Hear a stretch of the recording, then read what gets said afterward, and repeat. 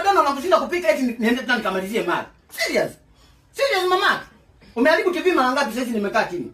Ningekuwa nasema hivi mama naongelea mapungufu yako. Usianapenda kuchota hivi maharage na mikono yako. Sasa unaanza kuchukulia kwa nini usichotea hapo mama? Mpaka uikumbatie bakuli. Wewe unakuwa na tamaa mama. Kwa nini umekuwa na tamaa wewe? Kwa nini unakuwa na tamaa ile kiasi hicho? Na kuelekeza unaendelea kutafuna. Utakuna salama sasa. Wewe mama yako anakuwa anakuelekeza unaanza kutafuna. Nakubatua sasa hivi. Shetani aanze kujidhililisha. Sasa kama watu mtu aongea unaona sasa ndio kama usinishikilie mama, usinishikilie. Waanza kunishikilia kwa sababu zipi za msingi. Kafunga ile geti hapo. Wewe unaacha geti liko wazi mama tu. Just imagine. Sio uko kula mama tu. Umeshamaliza kupika. Muda mwingine mama tu unatakaga mtu aongea unakanyaga na maneno. Na hapo tena shukuru Mungu wewe. Umepata mwanaume mwenye ana hekima. Ndio hiyo kitu ambacho nataka ushukuru Mungu. Wewe umepata wanaume watu, umepata wanaume mama watu wana matatizo wewe. Wanaume wanakuwa wanaongea. Sidhani kama hata uko na nenepa. Wewe unakuwa na nenepa huko ndani kwa sababu umerelax.